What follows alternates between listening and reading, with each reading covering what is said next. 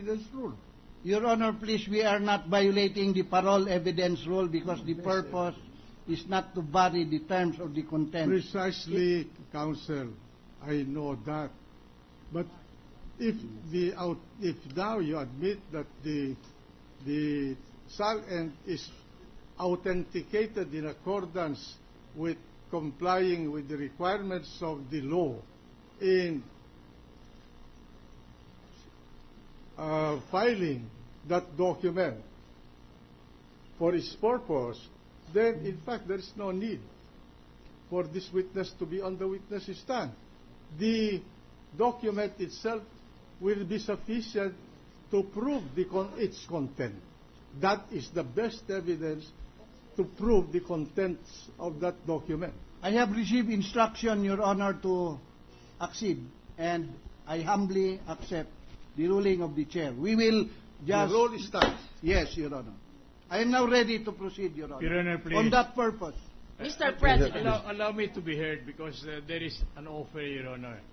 If the only purpose, Your Honor, is authentication of the different documents in the form of income tax returns to be testified by the Honorable Commissioner, Your Honor, I'll go on record as posing no objection. Admitted.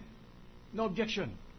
We assume we are willing to not only stipulate, but we admit, not stipulate, we admit that any and all documents relative to what is known as income tax returns are genuine and they are existing in the records of the Bureau of Internal Revenue, Your Honor. Your Honor, Mr. President, just I to help request him. opportunity to speak. I have been here for 5 minutes. Out of courtity to me as a Senator Judge, will you please keep quiet until the Senate President has acted? Senator from Iloilo. So I apologize for not seeing the lady senator. I know that the Senate President is hard of seeing. That's why he stood here. We have agreed among ourselves that to be visible to the Senate President, we shall stand up, even if he has not yet recognized us, for your information. Plus, please do not treat me as a mere observer. I am a judge in this proceeding. In any trial court, you go into a courtroom, you should not speak, you should not take any behavior at all, unless with the consent of the presiding judge. Do not drown me out by screaming in this courtroom. Only I can scream here, and my fellow judges. This is the first thing I want to say. I am in very strong support of the ruling of the chair.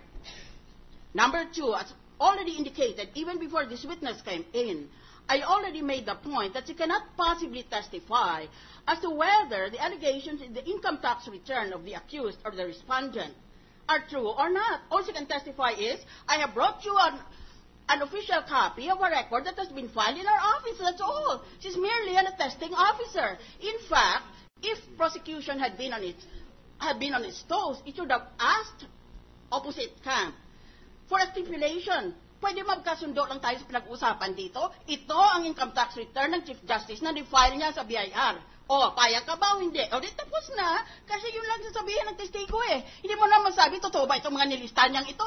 Wala, hindi naman siya nag-imbestiga. Kung meron lang siyang mga tauhan nag-imbestiga, ang ginagawa nila, kung sa tingin nila ay nagkamali o nagsinungaling doon, ay ibibigay nila ang complaint nila sa fiskal at ang fiskal ngayon ay magdemanda sa korte. At doon sa korte, malalaman natin kung totoo ba ang sasabi ng BIR, nagsinungaling ang tao o nagkamali lang ang BIR. Hindi yan dito. Kaya, maganda yung ginawa ng defense dahil sabi niya, ay kung yun lang palang pag-usapan, payag na kami. Hindi na kinanglan i-attest pa ni Commissioner, maraming ginagawa yan doon. So that is the present status of the proceeding. Ay kaya tayo tumagal dahil may oration pa eh. Huwag nyo kami i-orate dito. This is not a school on oratorical skills. This is a school of logic and experience. Ano bang istorya ninyo na ang Chief Justice nagdakaw ng pera? Yun ang mayor ninyong istorya eh.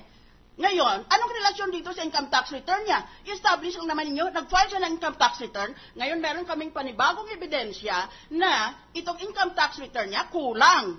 Meron pa siya ibang mga pag-aari, kaya mayaman siya. Kaya ngayon, pagtatanong ay kung pinayaman pala niya sarili niya, ay di siguro suspityoso itong taong ito, hindi dapat manatili na Chief Justice. Yun lang ang pagtatanong. Huwag tayo dito naglalaban tungkol sa mga puntong ito.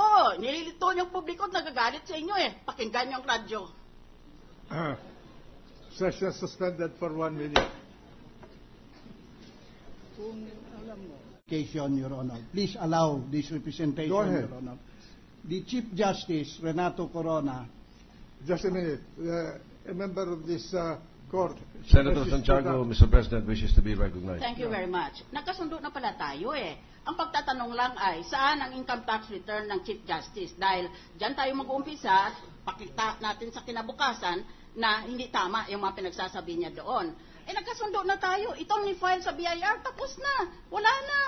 Ngayon, marking na lang of the documents, it can be done with the clerk of court outside with 2 parties represented there. Wala na tayong pinagtatanong pa dito. Next witness na dapat.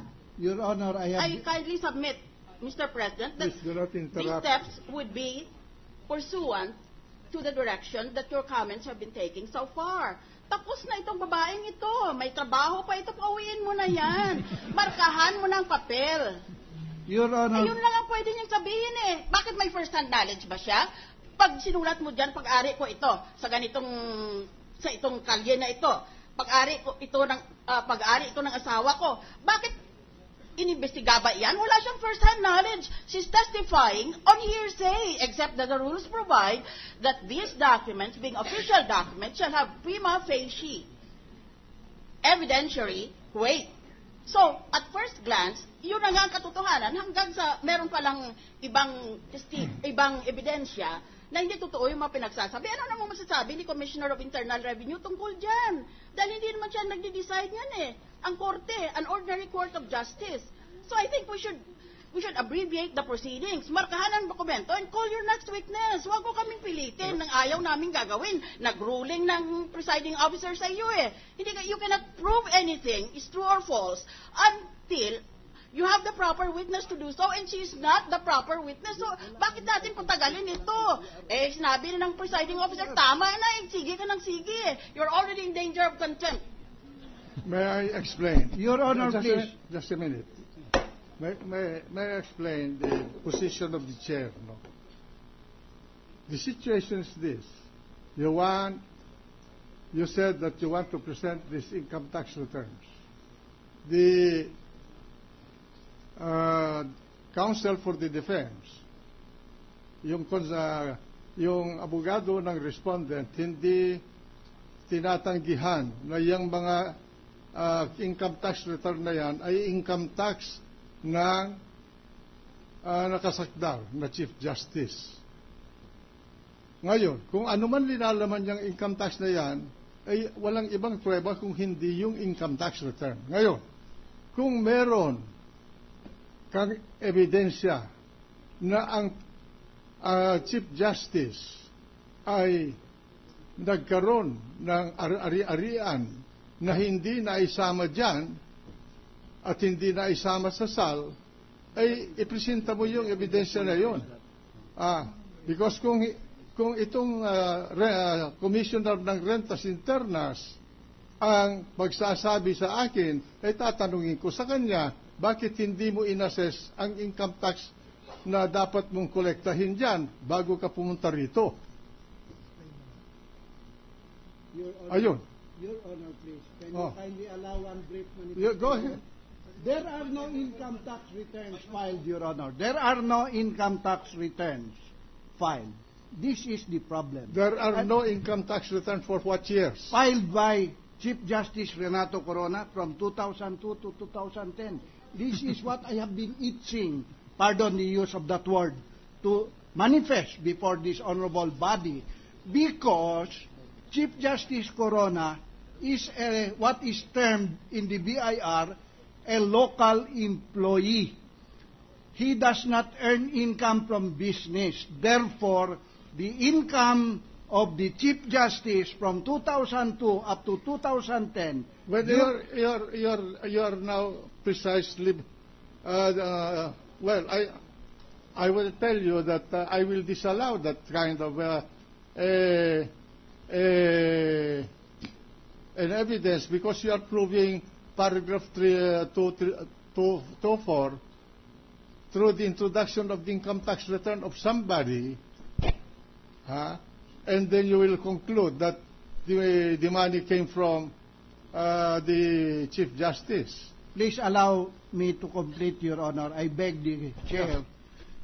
Chief Justice Corona, being what is termed a local employee, not engaged in business, does not file income tax returns. He is what is called listed in the alpha list of the Supreme Court. His taxes are withheld on a monthly basis, quarterly reporting, and yearly the Supreme Court submits to the BIR an alpha list containing all the names of the justices and the employees of the High Court to the BIR. So it is really necessary to conduct some direct examination to the witness so that the income will be authenticated. But there's Not a- explained, but authenticated. You do not authenticate the income. I No, thought the I alpha list, Your Your Honor, Honor. please. I thought it was The being... counsel, please, for the defense. Go ahead. If that is directed to the defense lawyer, Your Honor, may I make this manifestation? I thought we were agreed on the proposition that the purpose of introducing the Honorable Commissioner of Internal Revenue is merely to authenticate and nothing more. To shorten the proceedings and to help my good friend, Your Honor, I am willing to admit, not only stipulate, but admit that any and all documents pertaining to the income tax returns of the Honorable Chief Justice Corona, we admit that they are authentic. What more? Can I proceed? Maliwanag po ang aming pag-amin. Hindi namin tinututulan na authenticated yan. Ano pa pong bibistahan dito? Kung yun lang ang Chair rules purpose. that the proposed introduction of the income tax returns of other than the Chief Justice and his wife is not authorized.